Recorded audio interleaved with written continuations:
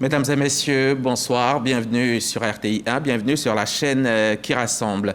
Depuis 2018, la Côte d'Ivoire s'est dotée de la loi numéro 2018-863 du 19 novembre 2018, instituant une procédure spéciale de déclaration des naissances, de rétablissement d'identité et de transcription d'actes de naissance. Cette loi vise à résoudre de façon urgente et accélérée les difficultés rencontrées par nombre de personnes nées en Côte d'Ivoire dont la naissance n'a pas été déclarée à l'état civil et qui se trouvent, ces personnes-là, qui se trouvent dépourvues d'actes de naissance.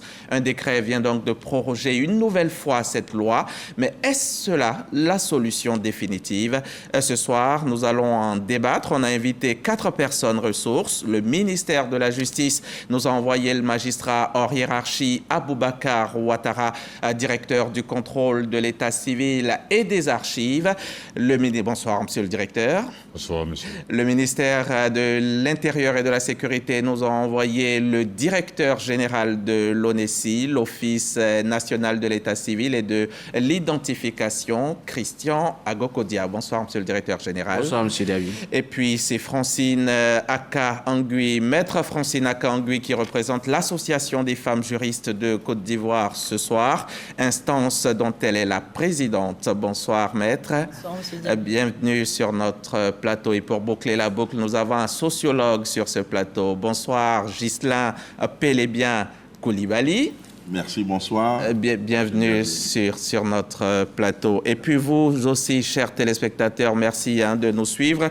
Vous avez le code QR, vous y avez droit. Vous pouvez poser des questions directement à nos débatteurs ici sur ce plateau à partir du code QR qui va s'afficher donc au bas de l'écran. Et pour planter le décor, chers invités, on va suivre ce reportage que nous propose Siaka Kone. C'est notre reporter à la direction des magazines de l'information. Il nous parle de l'état civil, ce que c'est, puis il nous décrit l'institution chargée de l'authentification des actes de l'état civil. Notre reporter a fait donc une petite incursion à votre direction, monsieur Ouattara, une petite incursion à la direction du contrôle de l'état civil et des archives. On y va tout de suite.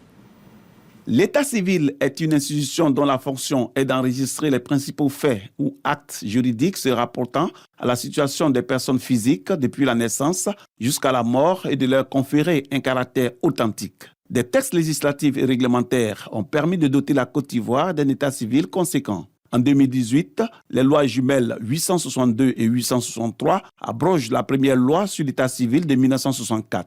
Objectif, réduire les déficits de déclaration des faits d'état civil, rapprocher davantage les services d'état civil des populations. Un système plus dynamique avec la création de points de collecte communautaires dans les villages et quartiers, points de collecte sanitaires dans les centres de santé, bureaux d'état civil et bureaux principaux d'état civil. Autre innovation, la création de l'ONESI, Office national de l'état civil. L'ONESI a évolué vers un état civil numérisé avec pour objectif la dématérialisation complète de tous les actes et registres. Et surtout, garantir une identité juridique à tous. La Côte d'Ivoire compte à ce jour 688 centres principaux d'état civil, dont 487 en sous-préfecture. La direction du contrôle de l'état civil et des archives, DECA, veille à la bonne application des textes, aussi bien à l'intérieur qu'à l'extérieur de la Côte d'Ivoire. Dans le pouvoir de contrôle, les procureurs contrôlent l'état civil intérieur, mairie et sous-préfecture, et nous, au niveau de la sous-direction, on fait le suivi de l'activité de contrôle des procureurs. On s'assure que le contrôle est effectivement fait, on s'assure que le contrôle est fait conformément à la loi. On veille aussi à ce que dans ces mairies et sous-préfectures, au niveau de l'état civil, la loi appliquée soit celle prévue par nos lois et règlements. Donc on veille à la bonne application de la législation en matière d'état civil dans ces mairies, dans ces sous-préfectures-là. Au niveau de l'état civil consulaire, depuis la loi de 2018, il est prévu un contrôle effectif de notre état civil consulaire. Et le législateur a désigné la direction du ministère de la Justice en charge du contrôle comme la structure devant procéder à ces contrôles. Donc la direction du contrôle de l'état civil des archives se déplace pour aller dans nos ambassades et consulats à l'étranger pour voir si effectivement l'état civil est organisé, fonctionne conformément à ce que la loi ivoirienne prescrit. La mise en place du registre national des personnes physiques, RNPP, se traduisant par un numéro national d'identification, NNI, unique, attribué à toute personne dès sa déclaration à l'état civil, est une innovation du processus de modernisation en cours. Alors, merci beaucoup, Siaka Kone. Monsieur le directeur, on vient de chez vous, de la direction de l'instance que vous dirigez. Alors, dites-nous en 2-3 mots, c'est quoi votre rôle? C'est vrai qu'on a regardé, mais très rapidement, c'est quoi votre rôle? Et puis, vous allez nous dire, c'est quoi l'état civil? C'est quoi un acte d'état civil? D'accord. Merci beaucoup, M. Diaby. La direction du contrôle de l'état civil, comme indiqué par la loi, la direction du contrôle de l'état civil est une direction centrale du ministère de la Justice qui est chargée de veiller à la bonne application de la loi. En plus de la bonne application de la loi, la direction du contrôle de l'état civil suit les activités qu'on appelle des officiers d'état civil, des procureurs de la République qui contrôlent l'état civil sur le terrain. Et la direction du contrôle de l'état civil est chargée de faire des propositions de réforme des textes en matière de l'état civil. D'accord. En plus de cela, la direction du contrôle de l'état civil est chargée aussi de l'authentification des actes de l'état civil. Et sur le plan parce qu'on parle de direction du contrôle de l'état civil et des archives, la direction du contrôle de l'état civil s'assure de la bonne conservation des archives judiciaires. D'accord. Et elle ouvre les portes, l'accès à ces actes-là, aux archives judiciaires. D'accord. Voici grosso modo un peu... Très bien. C'est quoi? On parle d'état civil. Voilà. Et l'état civil, qu'est-ce que c'est? Et puis, un acte de l'état civil, c'est quoi? L'état civil, on peut définir l'état civil comme étant une institution qui a pour rôle d'enregistrer les faits juridiques, les faits juridiques des personnes physiques depuis leur naissance jusqu'à leur décès, et qui, en l'enregistrant, il confère à ces faits juridiques-là un caractère authentique. D'accord. Et les actes juridiques, essentiellement les actes juridiques sont les actes que tout le monde connaît. Ce sont les actes de naissance, les actes de mariage, les actes de décès. D'accord. Voilà, essentiellement. Essentiellement. Monsieur le directeur général, c'est quoi le lien entre vous, votre office, l'office que vous dirigez, et justement la direction du contrôle de l'état civil? Merci déjà, c'est un fort lien de collaboration déjà, parce que comme ça a été dit tout à l'heure, vous voyez que dans le cadre de l'état civil, il y a la reconnaissance de l'authenticité de l'acte. Donc nous, en tant qu'institution, en tant qu'office qui allons utiliser ces actes, nous nous rassurons que ces actes sont munis d'un sceau authentique qui est conféré par la direction de l'état civil, qui permet à tous les actes que nous allons utiliser pour produire des identités, de leur donner cette valeur juridique. Donc nous avons une étroite collaboration dans le cadre de nos différents travaux. Et pendant qu'on y est, comment se porte l'ONESI? Mais ça va, on essaie de tous les jours progresser et puis de répondre vraiment avec beaucoup plus de célérité à la demande de nos populations, mais surtout de sortir de la question primordiale de la carte d'identité, mais pour entrer véritablement dans notre rôle, qui est l'Office national de l'état civil et de l'identification. Parce qu'il faut partir d'abord de l'état civil qui donne le caractère légal de votre identité pour vous donner une identité. Mais on s'était empressé en commençant par la carte d'identité, mais maintenant nous revenons aux différents fondamentaux. C'est-à-dire même tous les actes d'état civil dont vous avez la charge. Oui, mais il faut dire aussi que l'ONESI n'a pas la charge de produire les actes d'état civil. L'ONESI est l'office qui les utilise, les protège, les centralise une fois qu'ils ont été notre identifiés. identité, voilà. C'est ça. C'est ça. D'accord, mais vous avez fait un petit excédent, on va dire quoi, en 2023, un petit excédent de 53 milliards, mais 53 millions de francs CFA. Mais bien avant, il y avait quand même un déficit, un résultat déficitaire de plus de 2 milliards, monsieur le directeur général. Qu'est-ce qui se passe chez vous? Je vois que vous êtes vraiment bien informé. En fait, il faut dire que l'ONESI, qui était une agence d'exécution au départ, n'était pas vraiment dans la pleine capacité de ses moyens. Et donc, avec toutes les réformes que nous avons mises en place, nous sommes partis techniquement d'un déficit parce que nous sommes une agence d'exécution qui doit travailler, qui doit produire un service public, mais aussi qui doit s'autofinancer. Donc nous étions un déficit de moins de 2,9 milliards, mais avec le commissariat aux comptes de cette année, nous sommes passés à un résultat excédentaire, un petit bénéfice de 53 millions. Mais bon, ça veut dire que nous sommes dans la marche de la progression. Même au niveau des impôts, Monsieur le Directeur Général, ça ne va pas. On l'a appris, quelque part, que vous avez même reçu un avis à tiers détenteur, les impôts. Qu'est-ce qui se passe? Des comptes saisis, des comptes jusqu'à fermeture. Vous êtes public, des comptes publics, mission de service public. Oui. Vous êtes saisi par les impôts qui sont publics dans une banque publique versus banque. Pendant qu'on y est, qu'est-ce qui se passe? Bien, je vois qu'aujourd'hui, vraiment, l'information circule tellement vite qu'effectivement, bon, il faut dire que l'ONESI a opté pour la comptabilité privée. Cela fait que l'État lui applique, les institutions lui appliquent les mêmes règles qu'une institution privée. Parce que nous sommes publics, mais on a opté pour la comptabilité privée. Ce qui fait que malheureusement, nous n'avons pas encore atteint la capacité d'avoir nos différents moyens, mais nous continuons de faire toujours le plaidoyer pour qu'effectivement nous ayons un traitement particulier. Effectivement, ce que vous dites, c'est une réalité, mais nous sommes en train de tout faire avec les institutions, avec les différentes agences, avec la Direction générale des impôts pour pouvoir trouver rapidement ce qu'il faut pour que l'ONESI ne soit pas considéré vraiment dans sa pleine période de croissance comme une structure vraiment qui était là il y a vraiment longtemps. Oui, voilà. il faut bien, parce que cette affaire, on en a même connu avec UBA aussi, et là même ça avait été exécuté, n'est-ce pas? Oui, ça c'est vrai. Je pense qu'on mérite un peu plus vraiment peut-être je peux dire, on mérite un peu plus de... D'accord. On va revenir au sujet du jour, Monsieur le Directeur Général. C'est quoi l'importance de l'état civil? Bien, déjà, si on veut parler de l'importance de l'état civil, il faut partir déjà de la valeur même de l'existence de l'homme. Vous savez, depuis les temps anciens, l'homme se reconnaît à travers sa société, à travers certains critères.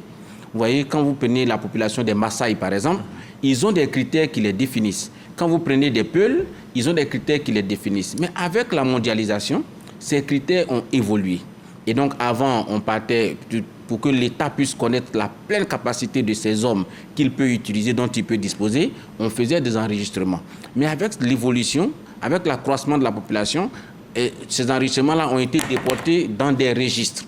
Et maintenant, ces registres, il faut pouvoir aussi prouver sa qualité envers des tiers. Et pour ça, on délivre un extrait de ce registre. Donc, l'importance de l'état civil, c'est vraiment le fondement à travers lequel l'État fait sa planification, à travers lequel l'État reconnaît ses citoyens et à travers lequel l'État leur donne les services publics auxquels ils ont droit. Donc, vous voyez que l'état civil, vraiment, c'est le fondement du développement, c'est le fondement de l'existence même légale de l'État et des services que l'État doit donner à sa population. Et pourquoi il est nécessaire d'avoir un NNI? Bien, aujourd'hui, dans le cadre de l'évolution, on a parlé de l'évolution de l'état civil. On a vu qu'avant, on avait des registres, on avait des éléments, mais au regard de l'accroissement de la population et au regard de la diversité de cette population, les méthodes de validation de l'état civil ont évolué. Et maintenant, on attribue à chacune des personnes, sur la base de son acte légal, un numéro national d'identification, tout simplement pour pouvoir accrocher à ce numéro l'ensemble des actes légaux qui ont été déjà authentifiés et pour le distinguer d'une tierce personne. Donc, c'est à travers le RMPP, le Registre national des personnes physiques, qui englobe toutes les personnes vivant ou de passage en Côte d'Ivoire qu'on reconnaît avec un NNI qui est individualisé parce qu'on prend votre statut légal, on y ajoute votre biométrie et on l'identifie à travers un référent unique qui est attribué par personne et qui s'appelle aujourd'hui le numéro national d'identification NNI. Si en une phrase, je dois vous demander quelle est la différence entre le RNPP et l'état civil? Bien, le RMPP, c'est le Registre national des personnes physiques, mais qui se nourrit de l'état civil. Ça veut dire que c'est à travers l'état civil qu'on constitue le RMPP.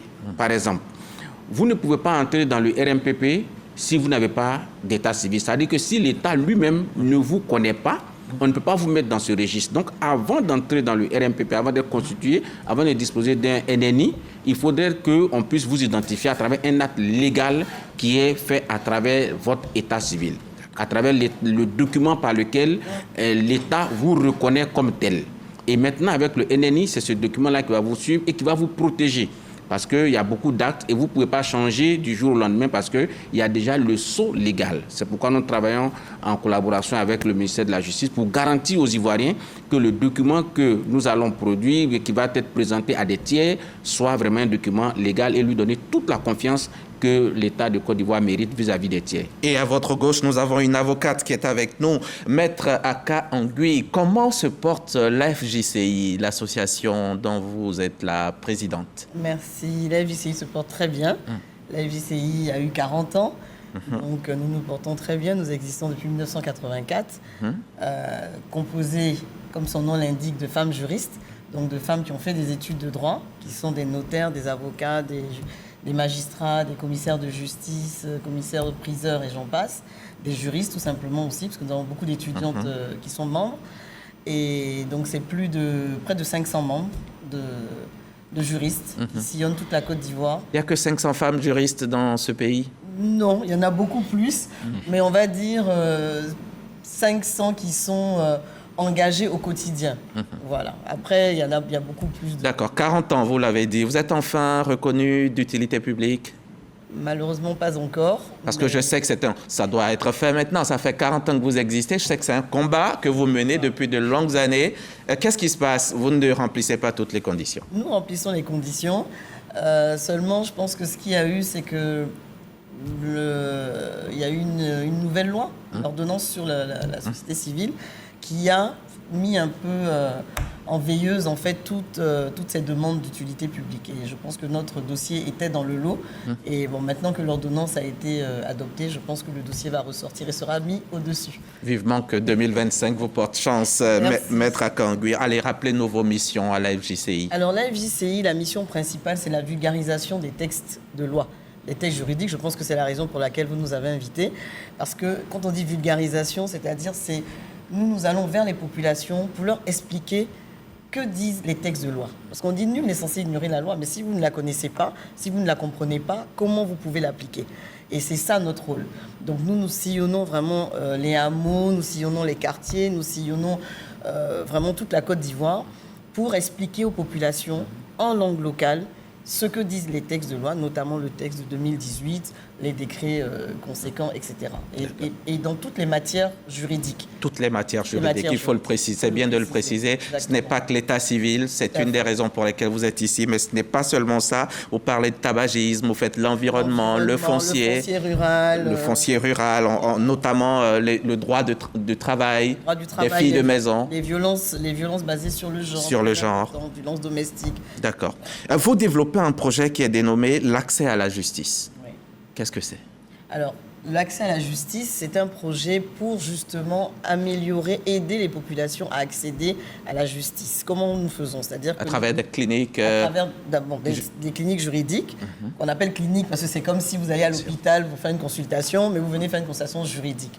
Et dans ces cliniques juridiques-là, qui sont des centres d'accueil, d'écoute et d'orientation juridique, donc nous recevons les populations qui n'ont pas les moyens d'aller vers des professionnels du droit, où là, ils auront à payer des honoraires. Là, chez nous, c'est gratuit. Voilà. Donc ça, c'est la première chose. Et ensuite, nous menons des campagnes de sensibilisation sur le terrain, sur des thématiques bien spécifiques. D'accord. Si je vous demandais à tout hasard de me donner les statistiques des personnes décédées en Côte d'Ivoire, vous diriez quoi? Très difficile. Très difficile parce que autant déclarer les naissances est un problème encore en Côte d'Ivoire, et on essaye de le résoudre, l'État fait beaucoup d'efforts, je pense qu'on en parlera, mais autant les décès, les spécialistes sont là, ils nous diront peut-être pour les statistiques, mais c'est très difficile. Quelle est la problématique, Maître Aka Angui, quelle est la problématique de l'état civil en Côte d'Ivoire, selon vous?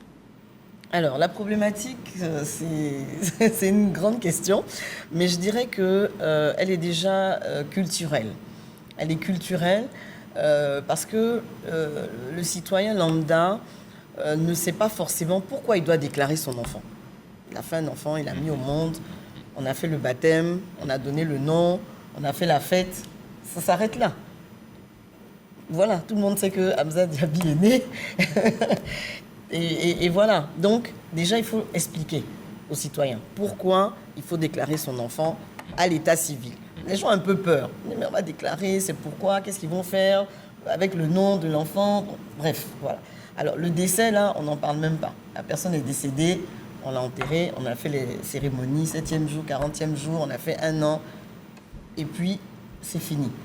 Ce que les gens ne savent pas, c'est que ces différents actes de déclaration, aussi bien de naissance et de décès, ça a des incidences, conséquences juridiques, en fait. Et c'est ça que nous expliquons aux citoyens. Donc je dis c'est culturel. Donc vous voyez, c'est toute une éducation qu'il faut faire pour expliquer que quand on est tous dans un pays, il faut qu'on soit identifié.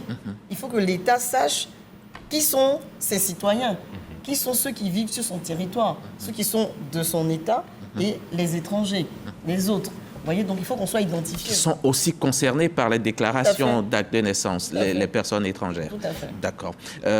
Outre les faits culturels, Coulibaly Ghislain, outre les faits culturels, est-ce que les faits religieux également peuvent être un frein à la déclaration, aux différentes déclarations? Oui, alors, M. Diaby, avant de peut-être revenir et répondre directement à cette question, je voudrais me permettre de revenir sur la définition également de l'état civil, la reprendre dans le champ sociologique avant de donner des éléments de réponse.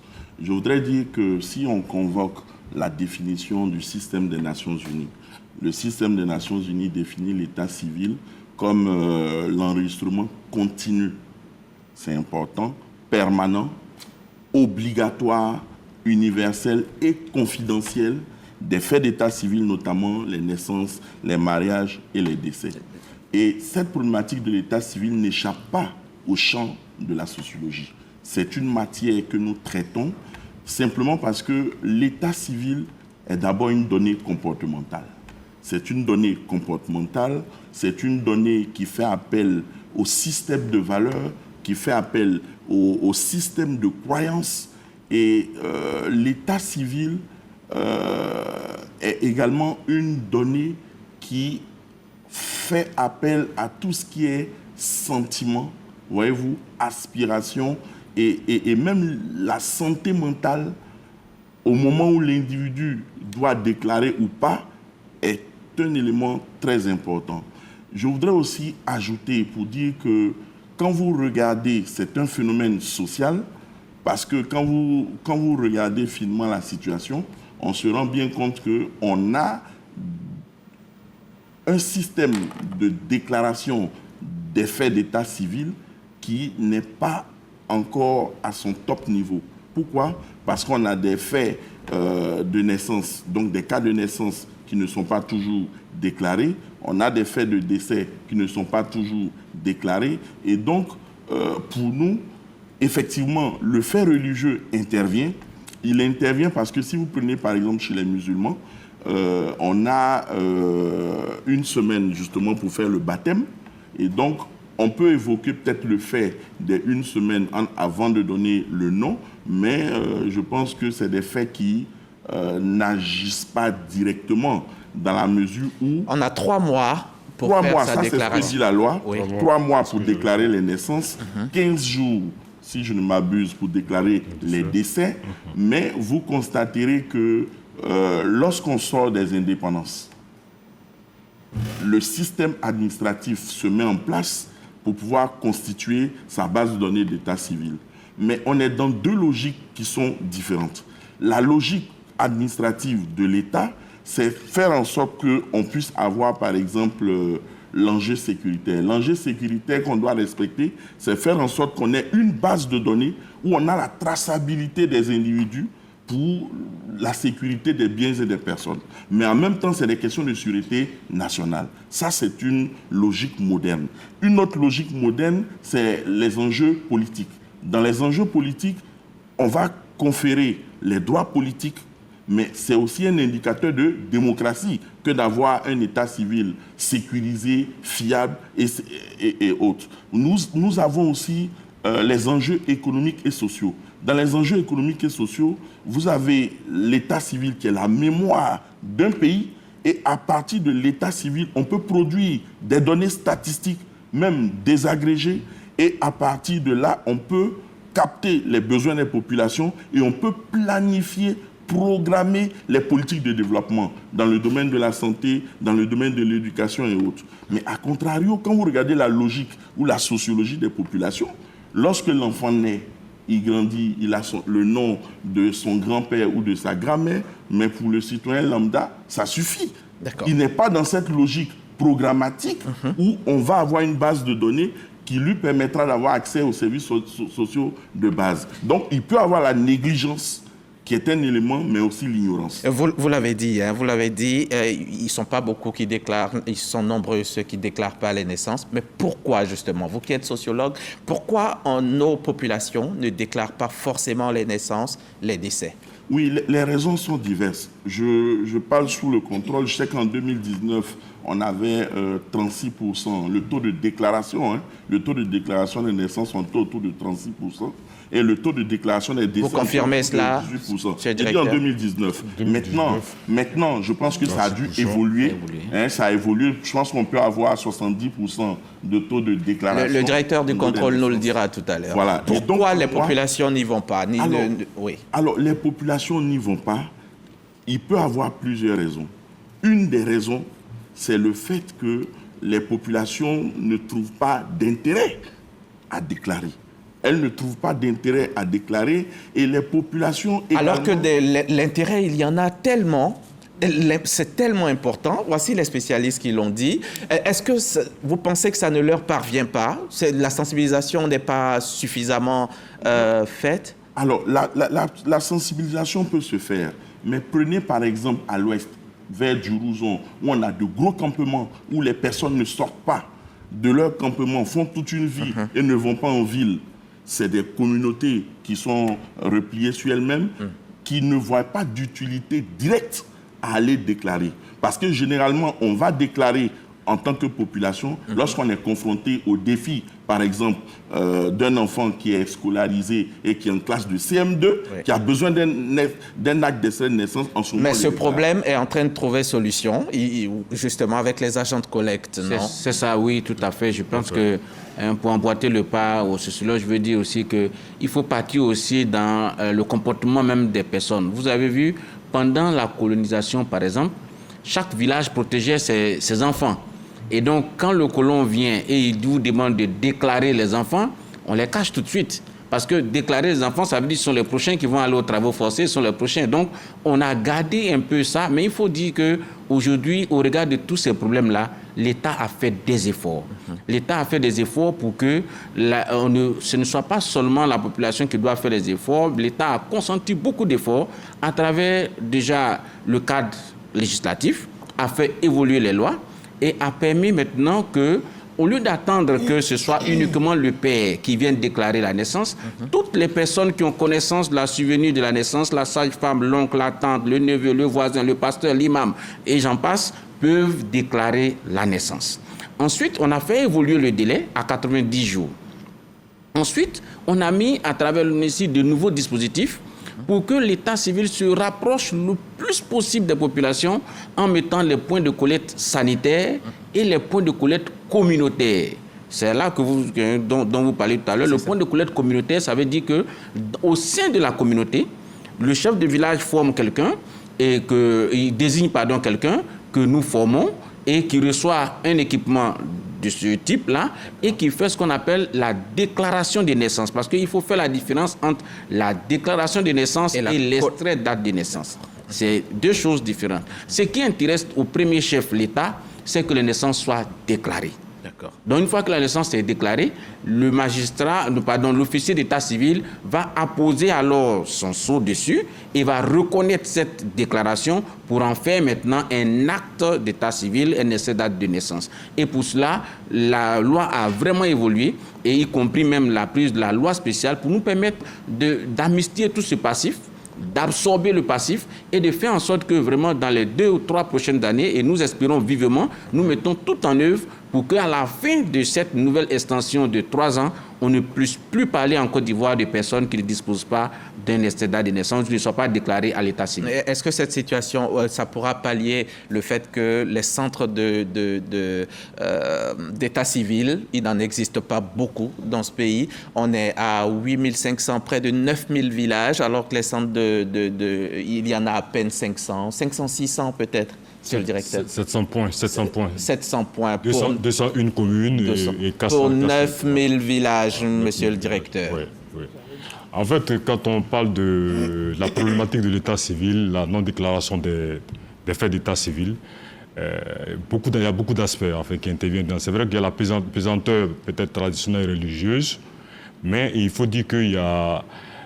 tout à l'heure, le sociologue il a donné une définition de l'état civil où il parle de continuité de l'état civil. Effectivement, en plus de la continuité, il y a l'exhaustivité de l'état civil.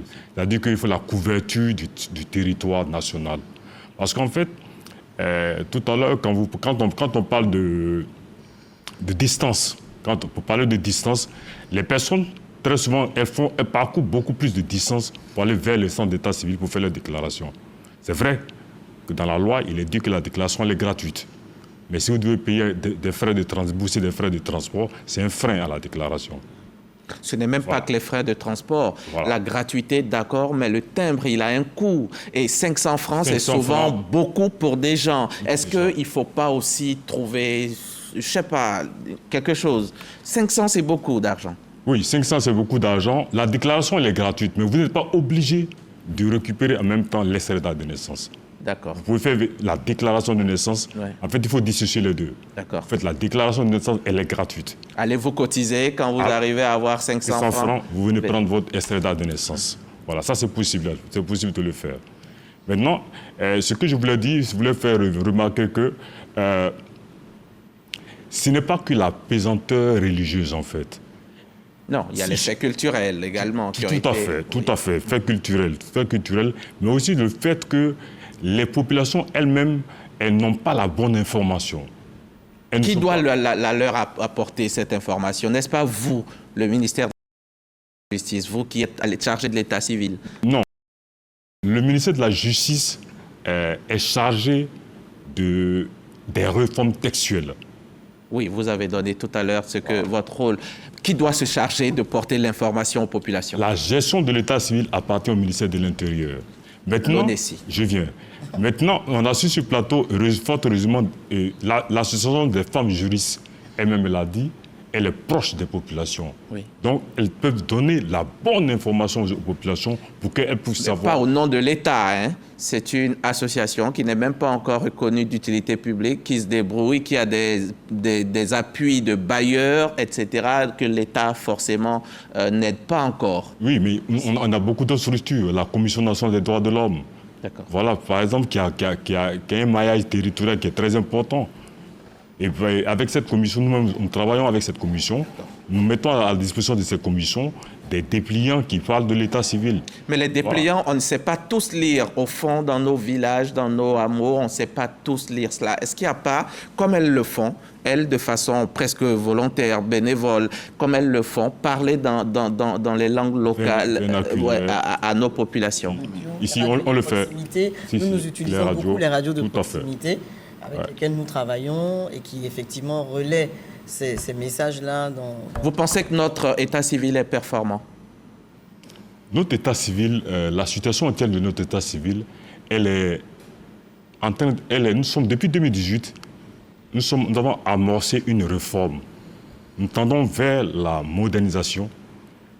N'est pas encore performant, mais nous tendons vers la modernisation. C'est vrai qu'il y a beaucoup de défis. Il y a eu des réformes en 2018. Et nous sommes en train de moderniser notre état civil. Et dans ces réformes, vous êtes tout à l'heure dans l'élément, vous avez vu que dans l'élément, vous avez parlé des lois jumelles. Il n'y a pas que la loi de 2018-863 qui parle de la loi spéciale, mais il y a la loi mère même, la loi mère qui est la loi 2018-862, qui, au sein de cette loi, beaucoup de réformes ont été faites. Vous allez voir que l'application de toutes ces réformes, la mise en œuvre de toutes ces réformes, la conjugaison de toutes ces réformes vont tendre vers un état civil robuste, en fait. Depuis 2018, avant, monsieur le directeur général, depuis 2018 que ces réformes ont été instituées, on va le dire. Mais depuis 2018, il y en a beaucoup de choses qui ont été dites, mais qui ne sont pas du tout mises en œuvre jusqu'à aujourd'hui. Vous le savez. Ou par exemple, qui ne sont mis en œuvre que maintenant, comme l'institution de centres d'état civil dans nos CHR, par exemple, dans nos CHU, dans nos centres de santé. Pourquoi ça traîne comme ça? Bon, il peut y avoir des raisons parce que toute réforme... Il y a quand même des cahiers de charges, des raisons budgétaires. 2018-2025, des raisons budgétaires, c'est possible. Vous venez de dire que l'état civil, c'est le nerf, c'est vraiment la base, c'est le fondement. Important, et puis, on ne parle pas de raisons budgétaires ici, monsieur le directeur. C'est important. Dans tous les cas, c'est la mise en œuvre à partir, peut-être comme le DG de l'ONU, là, il prend dit les raisons. Oui, mais en fait, je voulais déjà dire que la Côte d'Ivoire est l'un des pays africains où la présence de l'État sur son territoire est vraiment la plus grande possible. L'État, le maillage du territoire par l'administration est quasiment total. Il n'y a pas un seul village en Côte d'Ivoire qui n'est pas couvert par la présence de l'État. Ça veut dire que pour l'État civil, on a deux types d'officiers d'État civil. On a les maires, donc la communalisation est grandissante et très forte. Et on a aussi les sous-préfets, donc qui sont ceux qui ont la qualité d'officier d'état civil. Et aucun village en Côte d'Ivoire n'est sous la juridiction d'un sous-préfet. Ça veut dire qu'aujourd'hui, l'État a fait vraiment le grand effort. Ce qui manque, parce que dans la stratégie nationale de l'état civil qui a été adoptée, il y a 6 axes qui ont été adoptés. Et un des axes importants vraiment qui demande beaucoup d'efforts, c'est l'appropriation sociale de l'état civil par les populations. Parce que même si le sous-préfet est dans son bureau, il est là, mais que vous ne venez pas pour déclarer la naissance, il ne l'aura pas.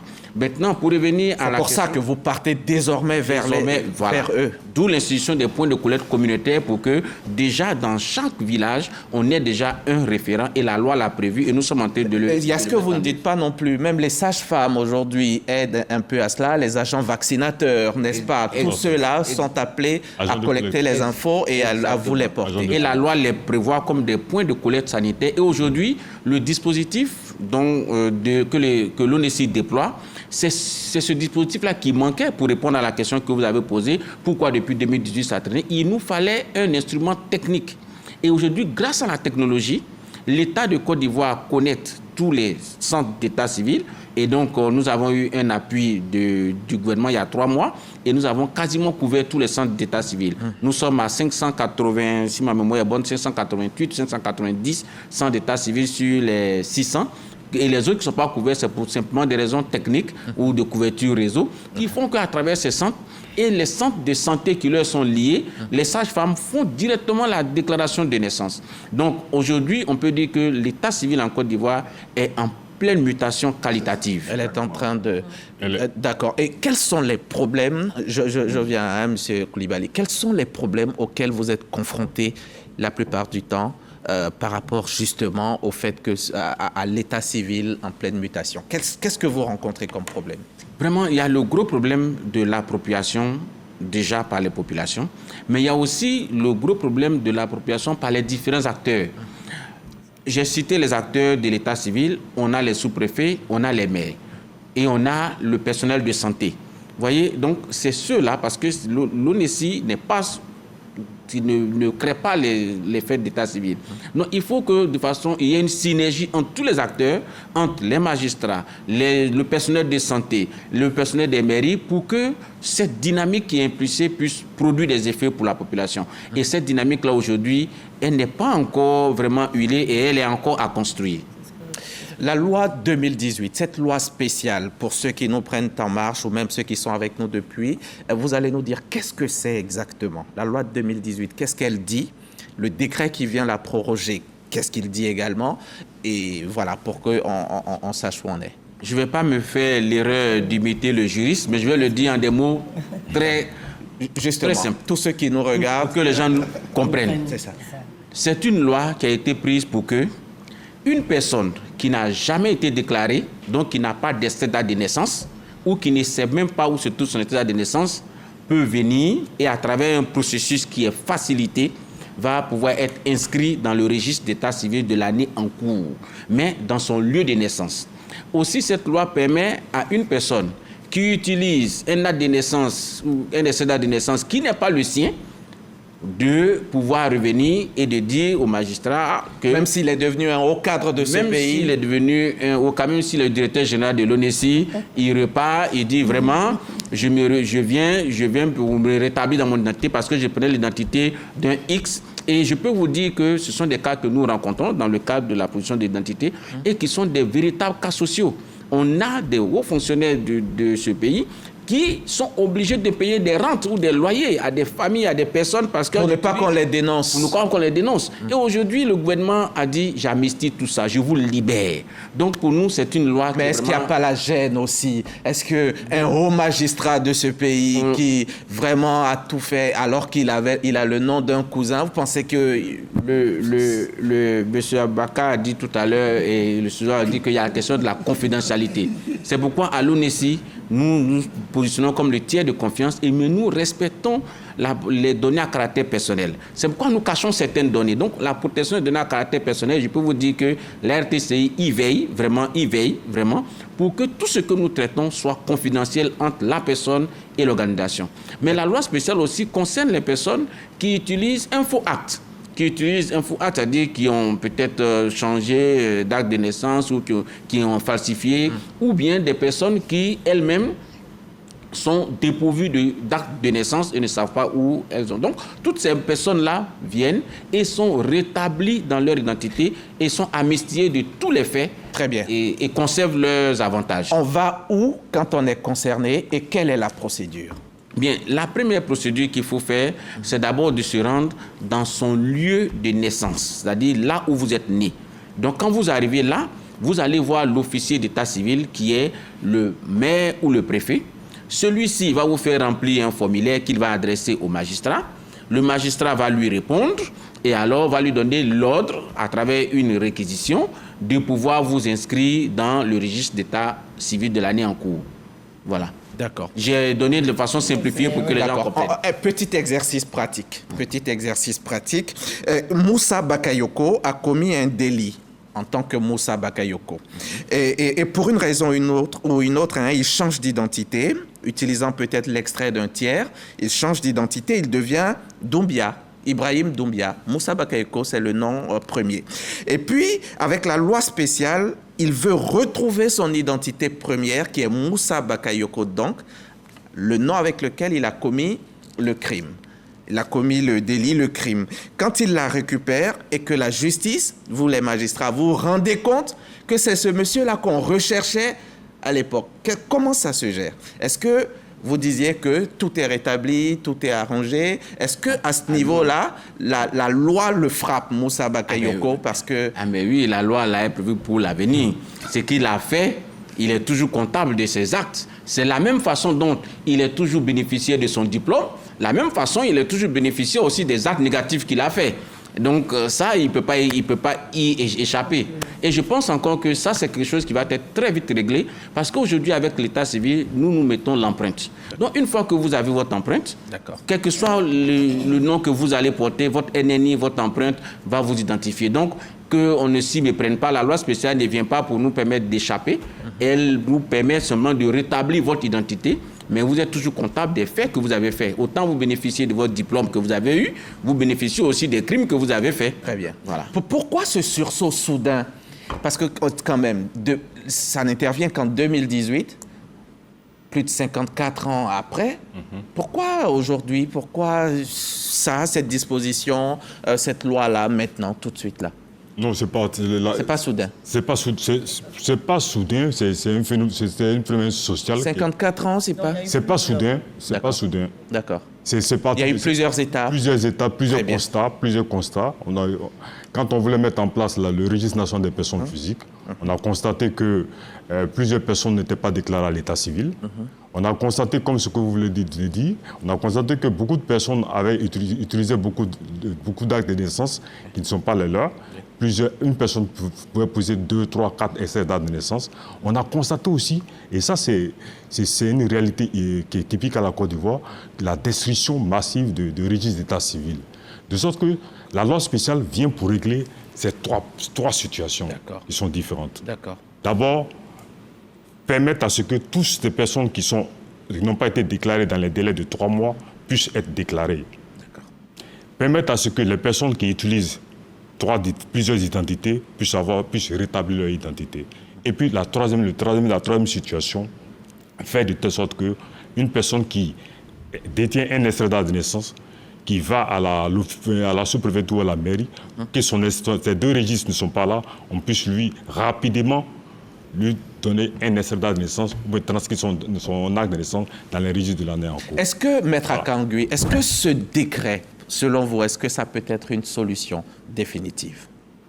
Bon, définitive, je ne sais pas, mais en tout cas, c'est une solution. Et ce que je disais tout à l'heure, c'est qu'en fait, ce processus-là, c'est pas un nouveau processus. 2018, c'est vrai que c'est une loi spéciale, mais avant 2018, il y a eu plusieurs lois qui ont qui ont essayé de régler. Ça n'a pas marché. Depuis 1964, en réalité. Si. Vous voyez, après jusqu'à aujourd'hui, 54 ans. Voilà, parce qu'on a eu aussi des audiences foraines. On a eu des audiences foraines pendant lesquelles on est allé sur le terrain. Les juges se sont déplacés sur le terrain, sont sortis des tribunaux pour aller justement accorder des jugements supplétifs aux personnes qui n'avaient pas d'extrait de naissance. Cette loi prend-elle en compte les cas d'apatridie? Non, l'apatridie, c'est géré par une autre loi. Je vais laisser le ministère de la Justice. Monsieur le ministère de la Justice. Les cas d'apatridie.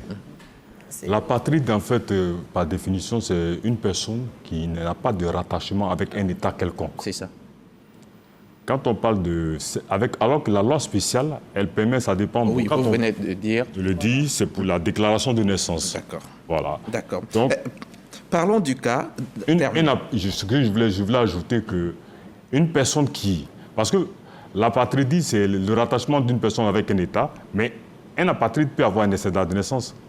Et une personne peut être sur un territoire, et si elle n'a pas d'extrait d'acte de naissance, si elle est sur un territoire, et que si elle est née ici, on va lui donner un extrait d'acte de naissance. Ça n'a rien à voir avec la nationalité. D'accord. Et ça, la loi spéciale n'évoque même pas cela. C'est autre chose. La loi spéciale ne l'évoque pas, mais la personne qui se trouve, qui ne sait même pas d'où elle vient, d'où elle provient, mais si elle est née en Côte d'Ivoire, on peut lui donner un extrait d'acte de naissance. D'accord. Et puis maintenant, par la suite, régler son problème d'apatridie, de nationalité. Le ministère de la Justice. Avec un État quelconque. Et c'est en ce moment-là que le ministère, d'où vous venez, va se charger de régler la question, comme il se doit. Bon, comme il se doit. D'accord. Voilà. Maître, parlons du cas des enfants adultérins. Comment ça se règle aujourd'hui? Alors, le cas des enfants adultérins, aujourd'hui, la nouvelle loi 2019, indique que donc un enfant adultérin, c'est un enfant qui est né d'une autre personne que la personne mariée. D'accord, que l'épouse mariée, la conjointe légale. La conjointe légale. Et donc aujourd'hui, la loi impose au père de cet enfant d'informer son épouse légitime de la naissance de cet enfant. Informer par voie de commissaire de justice. Auparavant, il fallait qu'il demande l'autorisation. Donc, madame devait se rendre justement à l'état civil pour signifier qu'elle autorisait la reconnaissance de cet enfant. Aujourd'hui, elle n'a plus besoin de le faire. Il y a simplement un huissier, un commissaire de justice qui vient lui porter l'information. Est-ce que la question est réglée? Nous, à notre sens, on estime que la question n'est pas réglée.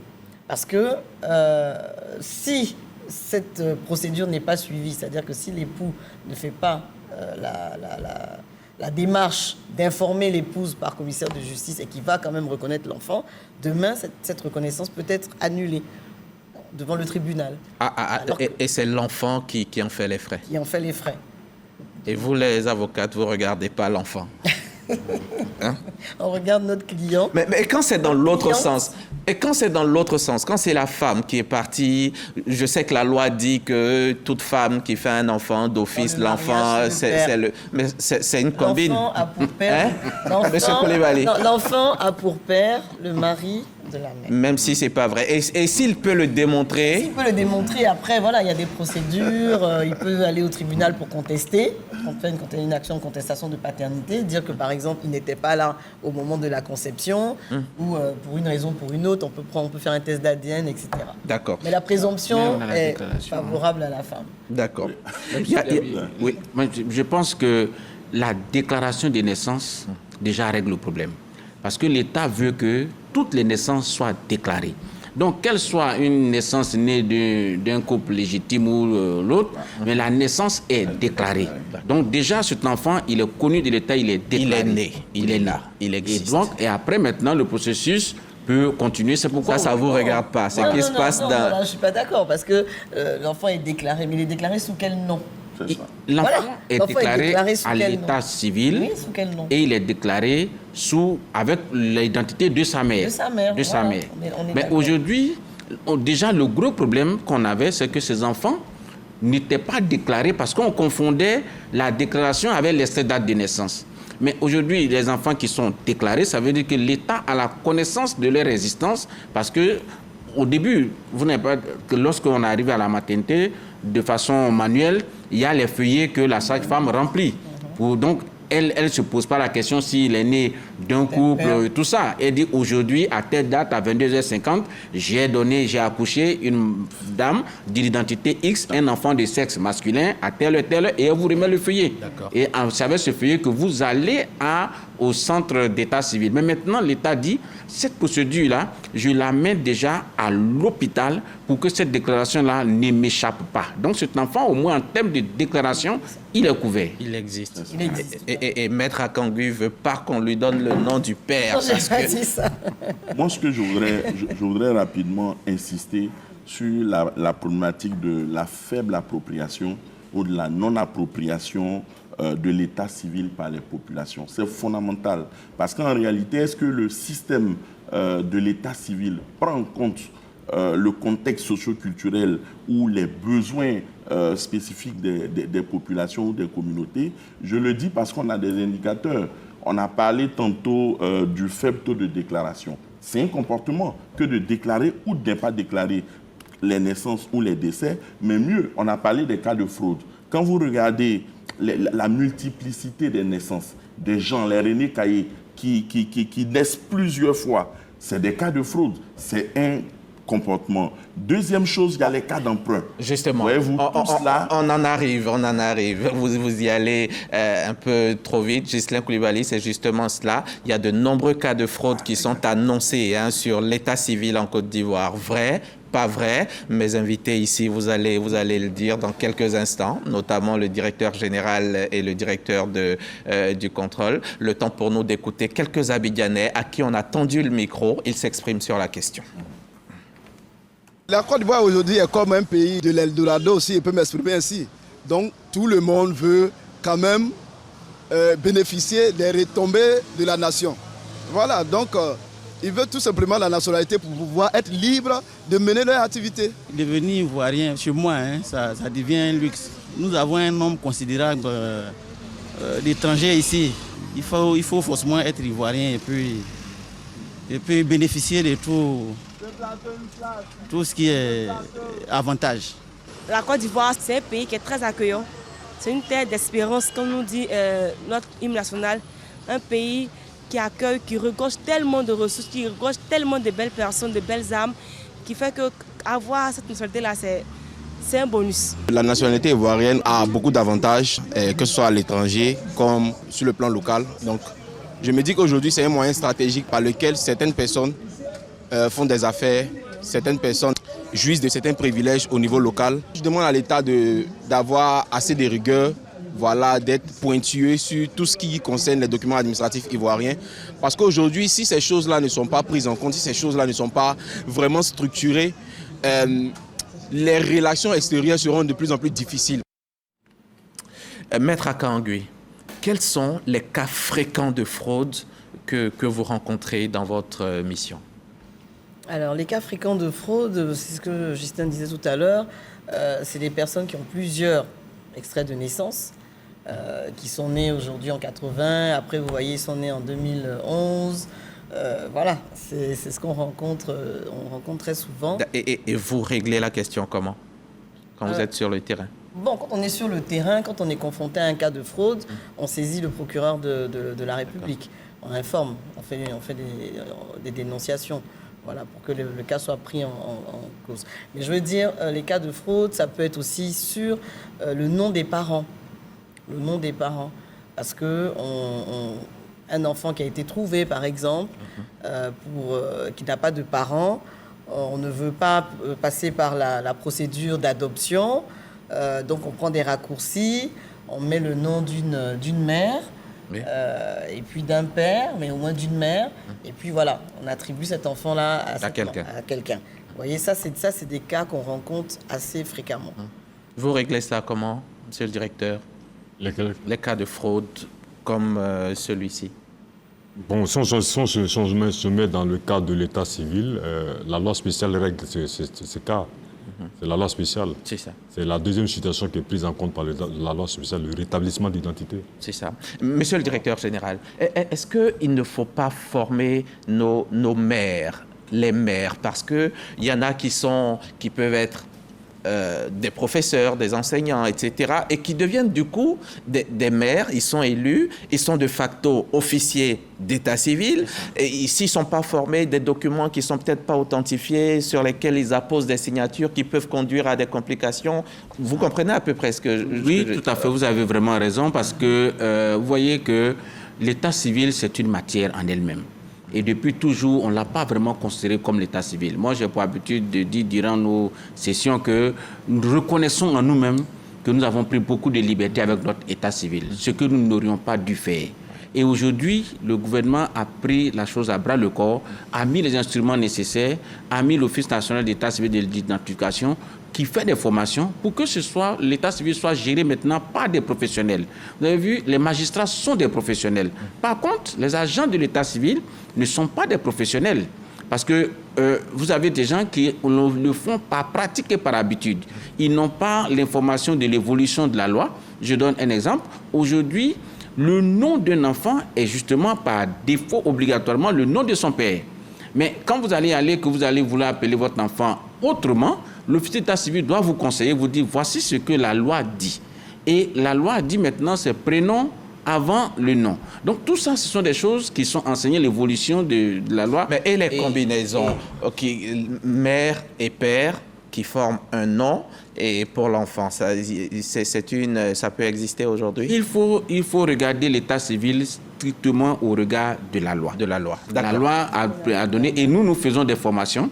Nous formons les agents d'état civil, mais nous formons aussi les officiers d'état civil, parce que ce sont eux qui sont responsables de l'état civil et qui sont contrôlés par les magistrats. Donc nous avons 20 centres de formation, on souhaite que les gens viennent, puisque l'état civil est vraiment en train de se moderniser. D'accord. On a 1h30 pour cette émission, ça fait bientôt 1 heure qu'on est sur l'état civil, alors qu'on a 3 actes. Le code QR. Nos téléspectateurs nous ont posé des questions. Vous allez prendre note et puis tenter d'y répondre en quelques secondes seulement. Il y a Doumbia qui demande l'importance de la carte d'identité pour un citoyen. Bon, d'accord. Il y a Ken de Ken qui dit un élève du primaire, avant de passer le concours d'entrée en 6e, diminue son jour, mois et l'année de naissance et garde toujours l'affiliation. Il obtient sa première CENI et est admis à un concours de la fonction publique. Cette personne est-elle concernée? Si oui, sa date de départ à la retraite restera inchangée en cas de rétablissement de la vraie date de naissance? C'est ça, effectivement, oui.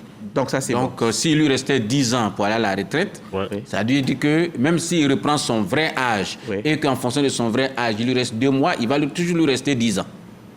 D'accord. Voilà. En fait, c'est l'amnistie. La loi dit que la personne conserve ses droits et avantages acquis, précédemment acquis, avec la fausse identité. En fait, c'est fait pour encourager les personnes à venir. Mais dans la réalité, il aura peut-être 70, 75 ans, encore en service. Il est faible, fatigué et il occupe la place de jeunes dynamiques qui sortent, qui veulent... Et là, ça c'est risque et péril. Voilà, c'est ça la mise. Non, risque et péril de l'État aussi, parce qu'on a des gens qui sont plus très efficaces, mais qui occupent des postes. Même M. Diaby, je voulais dire qu'il ne faut pas voir la chose forcément physiquement. Il ne faut pas voir la chose notamment sur ce tank. D'accord. L'État prend les mesures pour pouvoir permettre de corriger tout ça. Ça. Donc, du coup, les prochains qui vont rentrer, c'est pourquoi justement aujourd'hui, il y a de gros efforts qui sont faits pour que ce genre de cas n'arrive plus. D'accord. Donc, comme ça, on va finir par résorber tous ces cas. Très bien. Si la requête est engagée et que la personne est rétablie dans sa vraie identité, ses diplômes obtenus avant le nouvel extrait seront-ils caducs? Sinon, sa date de départ à la retraite subira une modification. Bon, vous y avez répondu. C'est la même réponse. Si. Bonjour, monsieur. Comment établir un acte de naissance d'un enfant dont le père est décédé et dont on ne trouve aucun document? Il n'y a que le magistrat seul qui peut... Oui, on peut établir l'acte de naissance. La déclaration de naissance peut être faite avec l'identité de la mère, seule. Sans le nom du père.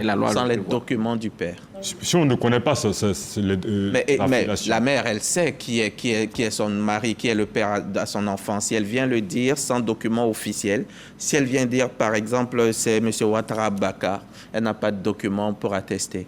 Oui, il n'y a pas de problème. L'officier d'état civil est obligé de noter. D'accord, de noter. Et souvent même la mauvaise conservation aussi bien sûr, des documents. Civil, oui. C'est ça. Il y a toujours une solution. Est-ce que quelqu'un La précision, c'est que quand c'est comme ça, ça fait que ça ne vaut pas reconnaissance. Elle dit que le père peut par la suite contester. Puisqu'il n'a pas donné. Puisqu'il n'est pas lui-même qui a fait la déclaration. Vous voyez un peu la nuance? Voilà. C'est compliqué. Non, c'est pas compliqué. Mais si elle a fait, vous lui donnez la possibilité de faire. Elle a fait, oui. Et après, vous acceptez que quelqu'un vienne dire non, c'est pas ça. Non, ça ne vaut pas reconnaissance. Ça vaut reconnaissance que lorsque c'est le père lui-même qui fait la déclaration ou bien qu'il donne procuration à une autre personne. D'accord. On fait la déclaration. Très bien, monsieur le magistrat. Monsieur le magistrat hors hiérarchie, je le rappelle, hein, monsieur Aboubakar Ouattara. D'accord. Très bien. Est-ce que quelqu'un né à Dimbokro, mon petit-fils, dont la mère n'a ni extrait de naissance, ni carnet de naissance de l'enfant, nous pouvons établir son acte de naissance à Port-Boué? Non, c'est le lieu de naissance. D'accord. Dimbokro. Dimbokro. Monsieur Koulibaly Korotomo, madame, pardon, Dimbokro. Vraiment difficile, ça c'est Fanan Anga. Vraiment difficile de faire des pièces d'identité, que l'État nous facilite la tâche. Je prends mon exemple, j'ai refait la CENI plus de 2 fois. Ça, on parle de vous, les CENI. Oui. Est-ce qu'aujourd'hui, le délai, c'est encore aussi long? Non, le délai, il est très court. Mais justement, il faut voir le problème à la base. C'est ça. Parce que dès l'instant où votre état civil a un problème, oui, qui n'est pas forcément dû à vous, mais qui est peut-être dû au fait que peut-être le registre est détruit, que les informations ne sont pas concordantes. Et beaucoup de personnes aujourd'hui, je peux être confortable pour dire qu'à 80%, lorsque votre carte n'est pas produite, c'est qu'il y a un problème. C'est qu'il y a un problème. Et justement, est-ce que vous le leur signifiez? Est-ce que vous leur envoyez des messages, par exemple, pour leur dire ce qui leur manque pour que, très rapidement, parce que sur les réseaux sociaux, on voit beaucoup de gens qui brandissent des récépissés et qui disent tout le temps que ça fait 2 ans, 3 ans. Malheureusement, notre système que nous avons utilisé est un système où la personne dépose ses dossiers, part avec son récépissé et nous analysons après. Ce que nous avons fait, donc, il peut présenter le récépissé, mais le plus souvent, il est au courant de la situation parce que nous avons des canaux d'information. Premier canal, le système automatiquement lui envoie un message pour lui dire qu'on a un souci avec votre carte sur le numéro qu'il a indiqué. Qui peut ne plus être fonctionnel pour des raisons techniques. Mais aussi, on se dit, le citoyen peut aussi lui-même consulter sur notre site pour savoir si sa carte, il va avoir le niveau de production de sa carte. Mais on va me dire, mais non, tout le monde n'a pas Internet, tout le monde n'a pas ceci. Il peut tout simplement appeler le 1340. Il va avoir un opérateur en ligne qui va lui donner aussi les informations. Très bien. Les numéros que vous prenez, est-ce qu'il ne faudrait pas peut-être multiplier les chances pour demander 2 au requérant? C'est-à-dire son propre numéro à lui et le numéro d'un tiers, une personne proche, au cas où lui, il ne reçoit pas. Comme ça, le message va sur les 2. Si lui, son numéro a subi un problème, peut-être que son parent pourra lui porter l'information. Oui, c'est vrai, mais aussi, nous sommes tenus aussi au secret. Au respect des données à caractère propre, il y a des données à caractère D'accord. Voilà. va terminer avec ce sujet. Monsieur Ago Christian, cette question vous est adressée. Que deviendront les personnes ayant pris de l'âge, qui voudraient diminuer leur âge pour s'insérer à nouveau dans la société? C'est ce qu'on appelait abusivement les renés. Ben, il faut dire que maintenant, avec votre empreinte, c'est fini. Hein? Merci. Voilà. Merci beaucoup. Question longue, réponse très, très courte. Il faut qu'on avance. Quelles sont les statistiques de la CENI, la carte nationale d'identité et de l'état civil en Côte d'Ivoire, jusqu'en fin d'année 2024? Notre reporter Ahmed Bakayoko est allé chercher réponse à cette question dans les bureaux de monsieur Ago Christian Kodia, qui est avec nous, directeur général donc de l'ONESI, l'Office national de l'état civil et de l'identification. Chers invités, on va suivre Ahmed Traoré. L'identification des personnes vivant en Côte d'Ivoire est une priorité du gouvernement parce qu'il aspire à maîtriser sa population. À ce titre, l'Office national de l'état civil et de l'identification, ONESI, s'assigne pour mission la mise en œuvre de la politique de l'état civil et l'élaboration des cartes nationales d'identité. Nous avons commencé les enrôlements depuis février 2020 sur toute l'étendue du territoire. Et à ce jour, au 31 décembre 2024, nous avons pu enrôler 8 267 921 personnes. Ces enrôlements-là se sont déroulés à l'intérieur du pays, mais aussi dans certaines représentations diplomatiques à l'extérieur du pays. Nous avons produit 7 103 427 CNI. Nous avons pu distribuer au 31 décembre 2024 6 513 359 CNI. Depuis 2014, le ministère de l'Intérieur et de la Sécurité élabore et publie un annuaire statistique d'état civil. L'initiative s'inscrit dans le cadre de l'amélioration de l'enregistrement des faits d'état civil, ainsi que l'exploitation des statistiques y afférentes. L'annuaire statistique d'état civil jusqu'au 31 décembre 2024 retrace et traite les faits d'état civil. Ceci est relatif aux naissances, mariages, divorces et décès enregistrés en Côte d'Ivoire au cours de cette période. Nous avons procédé au déploiement du logiciel SituWeb et cet exercice a été fait au niveau national et dans certaines ambassades à l'extérieur du pays. Donc au 31 décembre, nous avons 571 730 naissances qui ont été déclarées à partir du logiciel SituWeb. Et nous avons 12 772 mariages qui ont aussi été déclarés dans le logiciel SituWeb. Pour ce qui est des décès, nous avons 37 127 décès qui ont été déclarés à partir de notre logiciel SituWeb. L'ONESI a été créé en 2019 par le décret numéro 2019-458 du 22 mai 2019. Il émane donc de l'ex-Office national de l'identification, ONI, dissous conformément au décret numéro 2019-459 du 22 mai 2019. Monsieur le directeur du contrôle de l'état civil et des archives au ministère de la Justice, c'est quoi l'impact pour vous, l'impact des scrutins électoraux sur l'état civil? En Côte d'Ivoire, à chaque fois qu'il y a des scrutins électoraux, l'état civil est en mouvement, de sorte que le taux de déclaration il monte. Pourquoi? Parce que c'est l'occasion pour les nouveaux majeurs de pouvoir s'inscrire à l'état civil. Sur la liste électorale, les nouveaux majeurs qui n'ont pas encore d'extrait date de naissance. De sorte que les centres d'état civil sont vraiment saisis. Les juridictions sont saisies aussi pour pouvoir bénéficier des dispositions de la loi spéciale, pour avoir des réquisitions pour pouvoir être déclaré à l'état civil. Ça fait un grand mouvement de personnes. Donc l'impact est élevé. Justement, donc on peut en profiter pour glisser des choses vu que ça monte, vu qu'il y a beaucoup de mouvements. Est-ce que c'est possible? Est-ce que, bon, vous direz non, vous avez tout mis en place. Bon, avant que le directeur général... Je vous le dirai que ce n'est pas possible. C'est pas possible. Voilà. Avant que le directeur général ne prenne la parole, qu'est-ce qui pourrait, selon vous, monsieur le sociologue Coulibaly, qu'est-ce qui pourrait, selon vous, garantir la fiabilité justement, de tout cela? Alors, du processus et de tout. Je sais que le système de l'état civil, l'ambition du gouvernement, c'est de faire en sorte que ça soit un système fiable, sécurisé. Il faut numériser. Il faut aller à la numérisation. On y est. Oui, mais je veux dire que l'un des défis, c'est le matériel. Il y a un gros défi au niveau du matériel. On a encore une insuffisance de matériel. On a une insuffisance aussi des ressources humaines. Du matériel. Quel type de matériel? Oui, mais justement, aujourd'hui, quand on regarde la production, ça commence par la digitalisation même.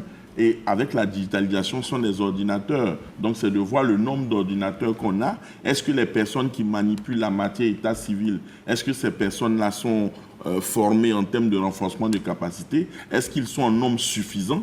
Est-ce qu'on a des compétences de qualité? Ce sont des défis auxquels nous sommes confrontés. Donc, pour nous, aujourd'hui, il faut aller vers la numérisation. Et c'est pour cela qu'il faut un identifiant unique pour avoir la traçabilité vers tous les actes sécurisés. Le RNPP, c'est une option que j'encourage parce que je pense que c'est la bonne voie pour qu'on ait la fiabilité. Comment vous sécurisez aujourd'hui les actes d'état civil? Aujourd'hui, déjà, les actes d'état civil sont sécurisés à travers un processus de numérisation d'abord, parce que la sécurité, d'abord, il faut avoir l'information. Donc déjà, en termes de matériel, c'est plus de 15 000 ordinateurs que nous avons déployés dans tous les centres d'état civil que nous avons déjà installés, plus les 500 centres, plus la formation des différents acteurs. Mais l'élément important, c'est qu'aujourd'hui, l'identité d'une personne est sécurisée à travers sa biométrie. Et donc, cette biométrie est liée à l'identité et est liée à un NNI. Et ensuite, les documents maintenant qui vont être utilisés sont sécurisés à travers des mécanismes que nous définissons. Il y a des codes, des PKI qui ne sont pas forcément des codes QR, mais qui sont au-delà de la sécurité physique qu'on a sur le document. On a maintenant la relation qui est faite directement entre la personne, sa biométrie, et l'information que l'ONICI dispose de cette personne à travers des équipements comme celui-là. Qui sert à quoi? Ça, par exemple, c'est un terminal de vérification d'identité. La réalisation, d'accord, on voit. Donc, c'est un terminal de vérification d'identité qui fonctionne vraiment avec une connexion très, très simple. Et donc, vous mettez votre empreinte ici et l'opérateur a automatiquement l'identité de la personne. Et avec la carte, on lit automatiquement les informations que l'ONICI a collectées, a codifié cette carte. On pose la carte là-dessus et puis automatiquement toutes les données arrivent. Donc vous ne pouvez plus tromper les données qui ne sont pas visibles à l'œil nu ici. Tout s'affiche sur cet équipement. Donc qui doit l'avoir, ça? Et cet équipement est à la disposition des administrations publiques et des administrations privées. Et les institutions financières, bancaires. Qui peuvent le voir. Et certaines aussi peuvent aussi avoir cet équipement-là qui lui peut se connecter tout simplement à leur système. Vous voyez que l'ONICI, donc, ils se connectent simplement à leur système. Nous leur donnons les différents codes parce qu'il faut avoir les codes. Et il faut aussi avoir l'habilitation de l'RTCI. Et là, en ce moment-là, nous vous donnons cet équipement. Est-ce que c'est un spécimen ou une vraie carte d'identité pour qu'on fasse l'expérimentation tout de suite? C'est une vraie carte? Ici, c'est un spécimen. Parce que pour utiliser une vraie carte, il faut avoir l'autorisation de la personne. Donc ça, c'est un spécimen. Et si je vous remets ma carte? Mais on peut déjà démarrer l'équipement, le mettre, mais il y a des codes qu'il faut mettre. D'accord. En tout cas, cet équipement, il est déjà en utilisation. D'accord. Il coûte cher, il coûte pas cher? Non, il ne coûte pas du tout cher. Et puis, il est déjà en utilisation. Il y a les banques qui l'utilisent, il y a des établissements qui l'utilisent. La Direction générale des impôts de Dimbocro vient d'en faire la demande. Ils vont en recevoir. Donc, de mieux en mieux, le citoyen aura approuvé son identité unique. Et je pense que c'est ce que la Commission aussi fait parce qu'aujourd'hui, c'est la biométrie qui est utilisée de plus en plus. Donc, aujourd'hui, la Côte d'Ivoire est en train d'aller vers une utilisation de l'identité qui est la plus sécurisée. Et maintenant, on va parler maintenant de la sécurité des documents qui sont utilisés. Parce que vous voyez, personne ne peut reconnaître la signature du maire d'une localité ou d'un sous-préfet. Dès qu'on vous brandit cette date de naissance avec un timbre fiscal, avec un cachet, avec des informations dessus, vous ne pouvez pas tout de suite savoir si la signature est authentique. Ouais. C'est pourquoi aujourd'hui l'ONESI est en train d'aller vers un document unique des dates de naissance avec une codification unique qui est semblable à celle qui est sur la carte d'identité pour que nos documents soient sécurisés. D'accord, les documents sécurisés. Je sais qu'aujourd'hui, par exemple, les certificats de résidence sont sécurisés maintenant, à ce qu'il paraît, avec la data matrix. C'est ça. C'est une sorte de code QR poussé. C'est ça. Oui, pour sécuriser encore plus. C'est un cachet électronique, mais qui est visible et qui est unique. Et qui est infalsifiable. Vraiment, monsieur le directeur général, en juste 15 secondes, une phrase. Pourquoi les noms, vous le dites partout, hein, mais on est à une émission assez suivie, pourquoi les noms du père, de la mère, ne sont pas visibles? Ils sont intégrés, hein, vous l'avez dit. Avec cet appareil, on le verra. Pourquoi vous avez décidé que ce soit ainsi? Je vais aller par la pratique. Hein. On a fait récemment l'enrôlement des enfants orphelins dans un orphelinat. Et vous voyez qu'un enfant qui est orphelin, tout de suite, il est déclaré orphelin. Donc, il n'y a pas de nom de père, il n'y a pas de nom de mère, mais il a un nom par lequel on l'appelle parfois, c'est juste un prénom, la loi l'autorise. Et quand vous allez avoir la carte d'identité de cet enfant, derrière, vous allez avoir déjà, au point de vue sociologique, il ne va pas avoir de mention de nom de parents. Et l'autre, ses autres amis, ou ses autres, même ce fonctionnaire, ce grand commis de l'État, ce n'est pas parce qu'il est orphelin que sociologiquement, il va être, dès qu'il pose sa carte, on dit, mais donc toi, tu n'as pas de nom de parents, ça fait une marginalisation. Ça, c'est déjà pour une raison sociologique et une raison de sécurité. Mais il y a aussi une autre raison, qui est la raison poussée, qui est la sécurité de l'information. Parce qu'avec l'ancienne CNI, dès l'instant où quelqu'un prend votre carte, il retourne le vaisseau, il a le nom de vos parents, leur date de naissance, leur lieu de naissance, et il va, comme je l'ai dit tantôt, dans une officine, il fabrique une date de naissance et il devient votre frère, il vient hériter avec vous. Les juristes sont là, ce sont des vraiment qui sont très graves et qui peuvent créer de gros désastres dans les familles. D'accord. D'accord, merci beaucoup. On va passer à cet autre reportage, à l'axe 3 de notre émission. Notre état civil, on le voit, est confronté à de nombreux défis que l'État de Côte d'Ivoire devra s'employer à relever. Qu'est-ce qu'il faut mettre en œuvre pour un état civil ivoirien performant et crédible? C'est un élément qu'on va suivre. Il est signé Justine Diansey.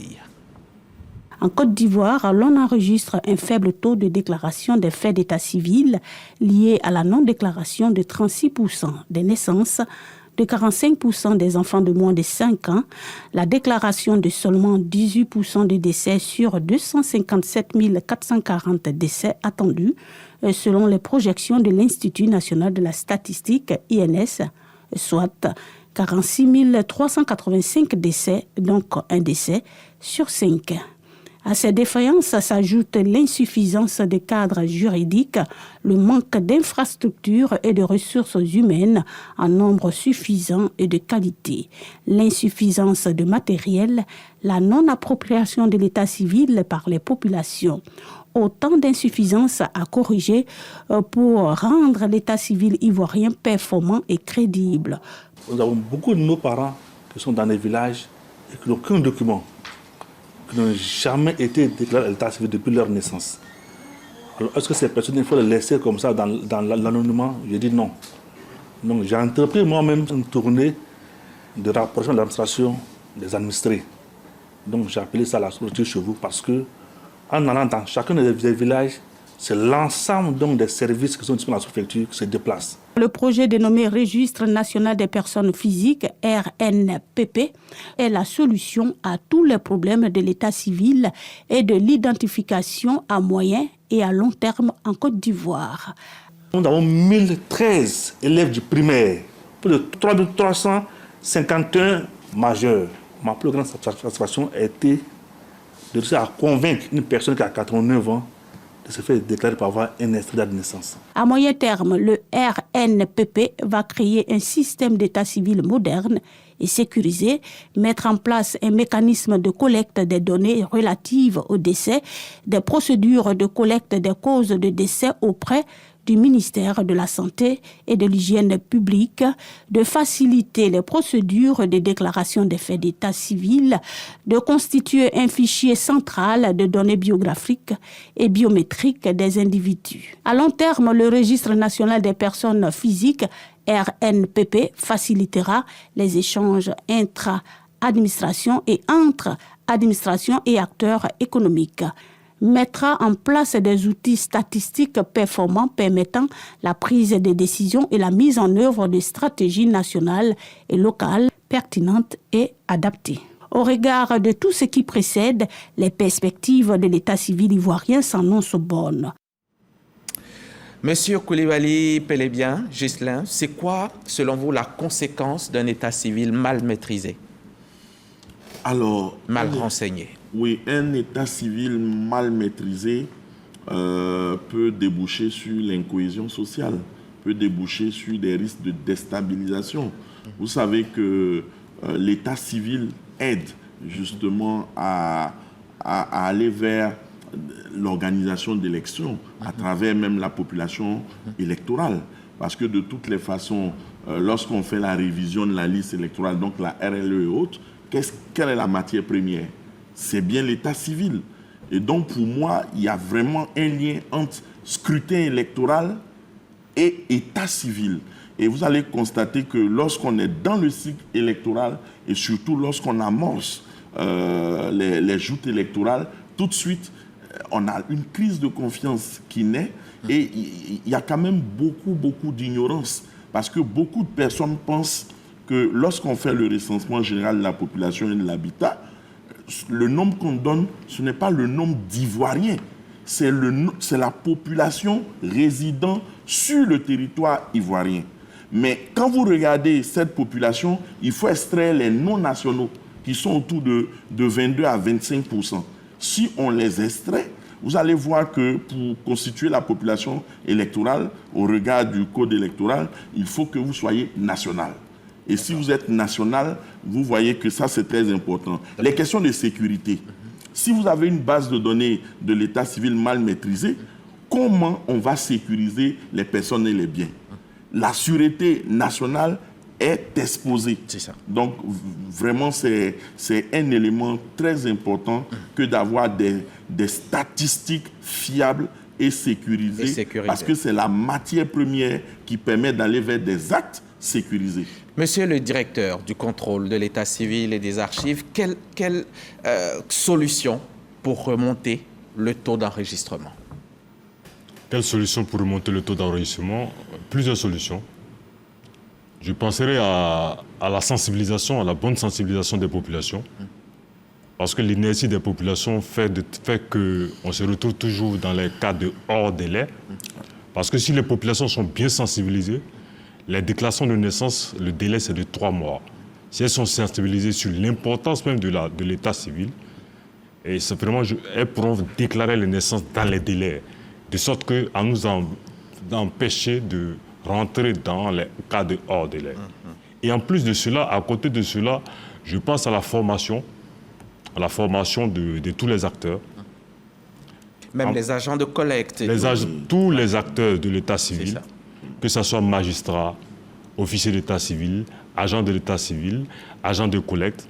Je pense aussi à une synergie d'action entre tous les intervenants dans le système d'état civil. En plus de cela, il serait intéressant que les ressources humaines soient aussi augmentées, parce qu'il y a un problème à ce niveau. D'accord. Et je terminerai par la réhabilitation et même la construction de nouvelles infrastructures. D'accord. Voilà. Heureusement, les solutions sont venues du ministère, du directeur, donc vous les connaissez, vous êtes en train de les mettre en œuvre. Nous, c'est la réforme textuelle et nous veillons à ce que les réformes sexuelles se font. Et nous avons... Donc c'est un message au ministère de l'Intérieur. D'accord. Bon. J'ai vu quelque part des gens qui proposent la sanction, par exemple. Est-ce que selon vous, c'est une option de sanctionner, de punir des gens qui nul n'est censé ignorer la loi. Maître Akangui l'a dit. On vous dit il faut déclarer les enfants. Ça y va de la bonne marche de l'État, de la nation. Si vous ne le faites pas, vous subissez quelque chose. Est-ce que c'est une option? C'est une option parce que certains États le font. Mais en Côte d'Ivoire, nous ne sommes pas dans cette logique. Vous pourrez y penser? Non. Ou pas du tout? Non. D'accord. Non. Parce que nous estimons que la personne est suffisamment sanctionnée par elle-même, sa propre turpitude. Parce que le fait de ne pas avoir d'acte de naissance, vous ne pouvez pas faire poser d'acte dans la vie civile.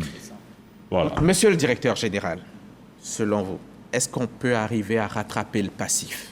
Oui, parce que les dispositions sont là. Dès l'instant où vous freinez, c'est comme vous freinez l'entrée de nouveaux cas qui seraient problématiques et que les nouveaux entrants sont vraiment déclarés. Donc les déclarations, on arrive, nous sommes en train de monter, on tend vers les 60% de taux de déclaration. Et avec le nouveau système qui est mis en place, on va aller très vite, on va couvrir tout le pays. Et donc les nouveaux enfants qui arrivent obtiennent automatiquement à partir de leur déclaration leur NNI. Ça veut dire que avec la loi spéciale qui est là, qui va permettre de résorber l'existant, à terme, dans un avenir très court, on peut rapidement avoir, comme les autres pays, comme la Côte d'Ivoire le mérite, un état civil normal où chaque citoyen est identifié normalement avec un état civil. Et l'une des solutions que vous avez trouvées, c'est de produire des cartes nationales d'identité aux enfants qui sont âgés seulement de 5 ans. Exactement. Donc déjà, à partir de 5 ans, nous donnons maintenant la carte nationale d'identité. Tout ça justement pour permettre de leur établir leur état civil plus rapidement, leur NNI et avoir une carte nationale d'identité. Dans certains pays, même la carte d'identité est donnée à la naissance. Mais nous, pour des raisons techniques, on sait qu'à partir de 5 ans, la biométrie ne varie plus grandement. Et donc, pour l'instant, nous sommes à 5 ans. Et donc, on donne les cartes nationales d'identité. Donc, ça veut dire qu'un enfant qui est à l'école à partir du CP1 peut bénéficier déjà de sa carte nationale d'identité. Il faut dire que vous n'établissez pas forcément une CENI à une personne qui est pas parce que une décision de justice le demande. Les juges peuvent dire oui, mais l'ONESI peut dire non. Ce sont des cas qui arrivent. Nous fions à la loi, mais nous avons des contraintes techniques. Je donne un exemple. Vous allez vous faire rétablir votre identité et malheureusement, on vous rétablit votre identité dans l'âge qui n'est pas le bon, je veux dire par exemple.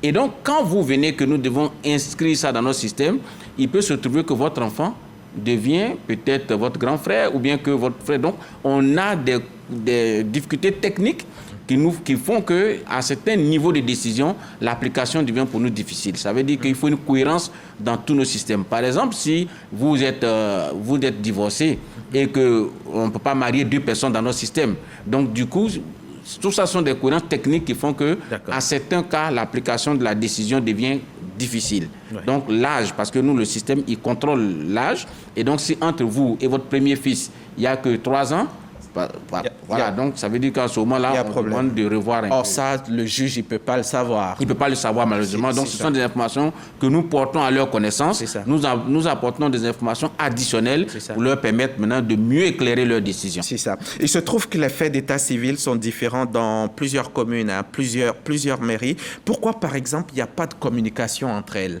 Pourquoi, si Kofi est marié à Dabou, quand il arrive à Cocody, tout de suite dans la machine, on ne peut pas savoir que celui-là, il est déjà dans le fichier, il est marié? Pourquoi elle ne communique pas? C'est justement l'ancien système qui était là, parce que l'état civil était parcellaire.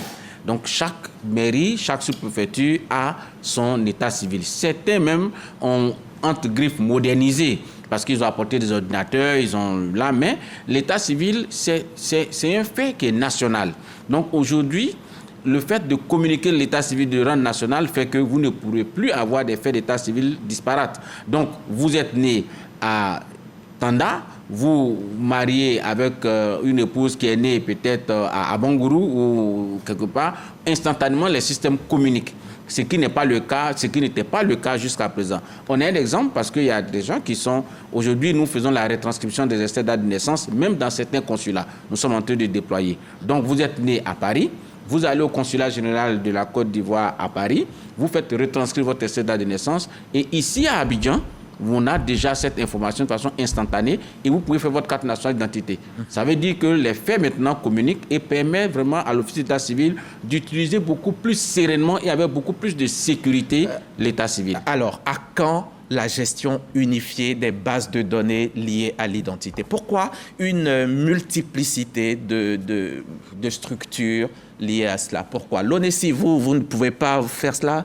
Ça est dans nos prérogatives, le RMPP le dit et je pense que le gouvernement a pris la question à bras le corps. Donc, tout va être centralisé désormais. Le Premier ministre a déjà pris une instruction, a déjà envoyé une lettre à tout le monde pour demander que la centralisation se fasse et nous sommes déjà en contact avec les différents ministères et administrations pour que cela soit fait très rapidement et les travaux ont commencé. D'accord, je suppose qu'il vous faut beaucoup de moyens pour réussir à rendre plus viable l'état civil. Absolument. Combien à peu près? Nous avons fait déjà nous sommes vraiment à des chiffres très importants parce que c'est quelque chose qui est très, très sécurisé. Et donc, nos premières estimations minimalistes tournent autour de 30 milliards de francs CFA qu'il nous faut pour avoir un système très robuste à la disposition de toutes les administrations. Je donne un exemple simple.